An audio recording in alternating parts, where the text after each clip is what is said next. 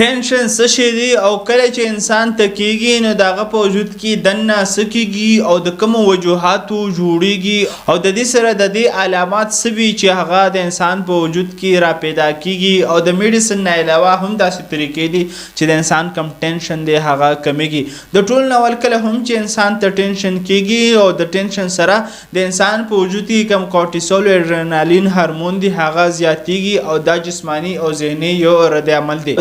د وجې انسان ته ټینشن جوړیږي چې کله بار بار انسان ډیر زیات سوچونه فکرونه کوي یا د دې سره دغه چې کم خوب دی هغه کم شي او د دې سره دغه په ژوند کې هغه تیر شوی سخت او تکلیفونه چې هغه بار بار ځان ته را یادوي نو د دې سره انسان ټینشن کیږي او نن سبا چې د ټول غټه وجه ده هغه سوشل میډیا چې بار بار انسان ګوري نو انسان ټینشن زیاتیږي او کله چې انسان ټینشن شي نو دغه په وجود باندې علامات دا وي چې خوب کم شي او سر درد زیات شي د دې سره دغه او لاسونه رپیږي او د وړې خبرې نه ورته خوف او یره کیږي او وجود خوشحالي نه کوي او د دې سره دغه معدې مسلې زیاتیږي د ټینشن د پاره زیاتر چې کوم میډیسن استعمالیږي هغه اسیټالوفرام یا سیټرالین یا بیټا بلاکر وي خو د دې نه علاوه داسې طریقې هم شته چې دغه سره د انسان چې کوم ټینشن دی هغه کمیږي د ټول نه اول چې انسان ته کله ټینشن وي نو غټه ساده اخلي او هغه دی وباسي د سره دویمه طریقه په کور کې د ټینشن ختمولو دا ده چې 8 غنټې خوب دی پوره کوي